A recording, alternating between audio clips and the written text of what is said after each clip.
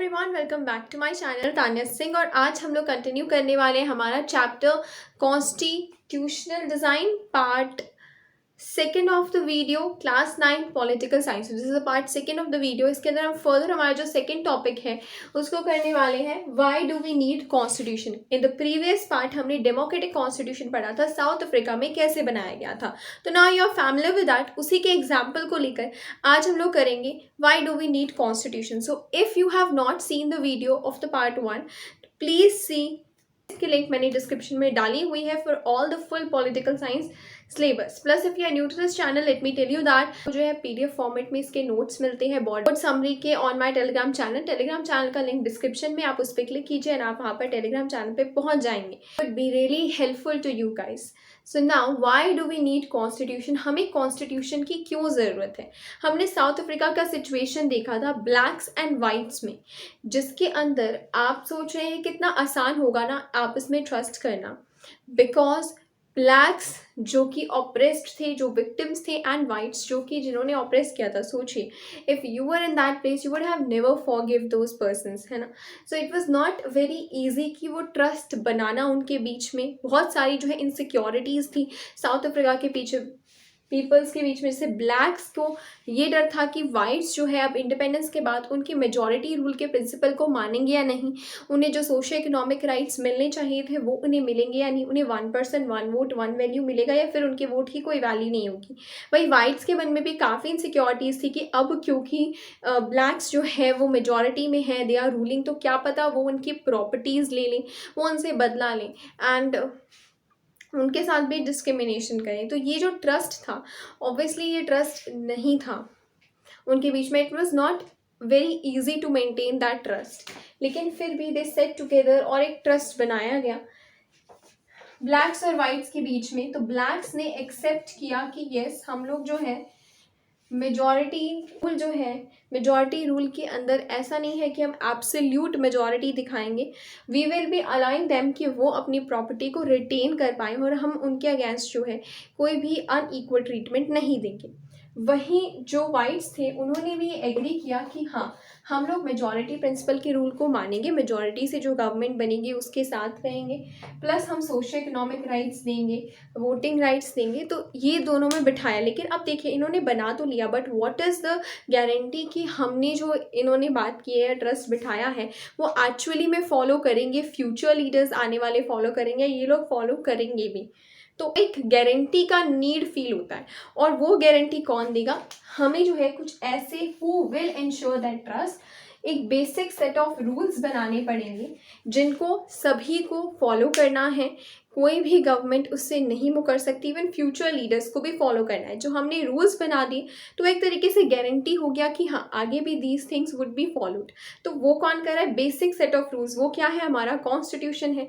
तो पहला हमारा जो है why do we need constitution में आ जाता है, it generates a degree of trust and coordination amongst the member of society. तो एक degree of trust and coordination बिठाता है constitution among the members of the society, right. Because वो basic set of rules थे तभी वो trust आया। Merely आपने जो है एक डील कर ली तो उससे नहीं होगा, जब तक वो डील, सिमिलरली हम लोग एग्रीमेंट भी करते हैं, कॉन्ट्रैक्ट भी करते हैं, तो प्रॉपर लीगली उस पर साइन वगैरह नहीं हो जाते, तब तक it is not effective. Next second आ जाता है कि it lays down the rules for how the government will be constituted and who will make the decisions. Secondly, constitution इसलिए भी इंपॉर्टेंट है बिकॉज कॉन्स्टिट्यूशन डिसाइड करता है कि कैसे किसी कंट्री की गवर्नमेंट बनेगी और कैसे किसी भी कंट्री के डिसीजंस लिए जाएंगे, which is also very important point. Again let's go back to the South Africa. तो साउथ अफ्रीका में अगर ये नहीं स्पेसिफाई किया जाएगा कि गवर्नमेंट कैसे बनेगी, मेजॉरिटी प्रिंसिपल से नहीं बनेगी, तो फिर से वाइट माइनॉरिटी की गवर्नमेंट आ सकती है या फिर मेजॉरिटी माइनॉरिटी को डिप्रेस कर सकती है, सुप्रेस कर सकती है। सो डेफिनेटली जो कॉन्स्टिट्यूशन है वो ये भी काम कर रहा है कि वो क्लियरली स्पेसिफाई कर देता है कि भी गवर्नमेंट ये बनेगी और इसके ये पावर्स है, तो इससे कन्फ्लिक्ट जो है वो काफ़ी कम रहेगा। Thirdly, it lays down the limitations on the power of government and gives right to its citizens. बिल्कुल। तो थर्ड बहुत इंपॉर्टेंट फंक्शन जो कॉन्स्टिट्यूशन प्ले कर रहा है, वो putting the limit of the power of the government. ये नहीं कि अब साउथ अफ्रीका की गवर्नमेंट आ गई, ब्लैक्स की गवर्नमेंट बन गई, मेजॉरिटी रूल हो गया and they are doing whatever they want to do, क्योंकि वाइट माइनॉरिटी गवर्नमेंट ने भी तो ऐसे ही किया था ब्लैक्स के साथ। लेकिन कॉन्स्टिट्यूशन में जो है गवर्नमेंट्स की पावर्स पर लिमिट लगाई जाती है। आपको पावर्स तो दी जा रही है गवर्नमेंट को, लेकिन हर गवर्नमेंट की पावर पर लिमिट है कि आप जो है पीपल के अकॉर्डिंग काम करेंगे, पीपल के इंटरेस्ट के अगेंस्ट काम नहीं करेंगे, right. So this is also one of the very important thing. और लिमिट्स कैसे लगेंगी? Through rights. तो this is also sometimes a question is being asked, limit कैसे होता है? गवर्नमेंट को लिमिट कौन करता है? हमारे राइट्स, क्योंकि हम उन राइट्स को मांगेंगे, गवर्नमेंट की पावर उतनी ही कम होगी ना कहीं। Next fourth is it expresses the aspirations of the society. Definitely जैसा कि मैंने आपको बताया था, साउथ अफ्रीका का प्रीएम्बल पढ़ेंगे तो आप लोग को पता लग जाएगा कि what is the aspiration of society. जो भी हम लोग सोचते हैं, जैसे कि हमें अपनी सोसाइटी में इक्वलिटी, फ्रीडम, लिबर्टी, जस्टिस, ये सब चाहिए, तो वो एक्चुअली में एस्पिरेशंस कौन दे रहा है? हमें कॉन्स्टिट्यूशन दे रहा है। अगर कॉन्स्टिट्यूशन में एस्पिरेशंस लिखे हैं तभी वो लीगली या फिर इफेक्टिव हो पाएंगे, एनफोर्सेबल हो पाएंगे। तो कॉन्स्टिट्यूशन जो है ये चौथा फंक्शन भी करे। तो ये चार मेन फंक्शंस जो है वो कॉन्स्टिट्यूशन करता है, राइट। सिमिलरली साउथ अफ्रीका में भी बहुत सारी लिमिटेशंस लगाई हैं, पावर्स लगाई हैं, गवर्नमेंट को कौन कर रहा है? कॉन्स्टिट्यूशन। लेकिन एक बहुत इंपॉर्टेंट पॉइंट ये आ जाता है कि कॉन्स्टिट्यूशन ये तो इंश्योर कर रहा है, वेरी गुड, लेकिन व्हेनेवर इसका तभी एक मतलब बनेगा जब जो है governments can't change them easily. अगर कोई गवर्नमेंट आई, उसने आपने कॉन्स्टिट्यूशन बना दिया, दूसरी गवर्नमेंट आई, उसने इजली कॉन्स्टिट्यूशन को चेंज कर दिया, तो क्या वो एक वो इफेक्टिव नहीं हो पाएगा वो constitution. You have to make sure that जो भी कॉन्स्टिट्यूशन में लिखा जाए दैट इज सुप्रीम, और इवन जो गवर्नमेंट है वो भी उसको वॉयलेट ना कर पाए, कोई भी उसको वॉयलेट नहीं कर सकेगा, इवन जो रूलिंग गवर्नमेंट है वो भी उसको वॉयलेट ना करे, तभी इट विल बी इफेक्टिव। वरना नई गवर्नमेंट आएगी, नया कॉन्स्टिट्यूशन बनेगा। एक और क्वेश्चन पूछा जाता है कि every democratic society has a constitution, ठीक है। So and non democratic societies में और मे नॉट हैव। देखिए, अगर आपकी कंट्री डेमोक्रेटिक है तो कॉन्स्टिट्यूशन होना ज़रूरी ही ज़रूरी है।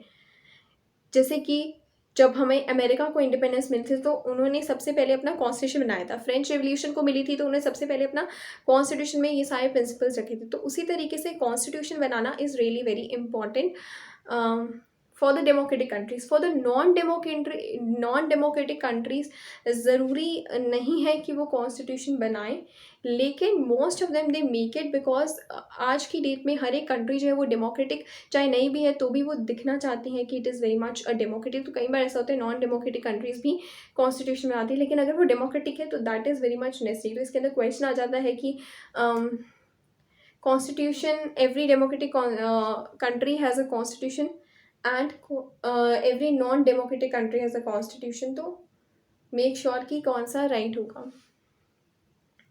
So and one more thing is that कि ये सिर्फ ज़रूरी नहीं है कि कंट्रीज़ ही डेमोक्रेटिक कॉन्स्टिट्यूशन रखें, but actually ma'am in society as well as everyday functioning में देखें तो काफ़ी सारे एसोसिएशंस भी जब before they are being built, उससे पहले वो अपना कॉन्स्टिट्यूशन और something a basic set of rules decide करते ही हैं। अगर वो कॉन्स्टिट्यूशन है कि कैसे किसके पास क्या क्या पावर्स रहेंगी उस एसोसिएशन में। तो it's not just confined to the government but it is also very much open to the institutions of the everyday life. Okay, so this was your part second of the video. In the part third of the video we are going to cover the constitution making of India, which is a little very most important part, and that is the part third of the video. Soon it is going to be uploaded. And secondly, I'll download the notes of this chapter after all the videos are being uploaded from my Telegram channel. And if you like the video, you can like and hit the subscribe button. You can share it. Don't forget that sharing is caring.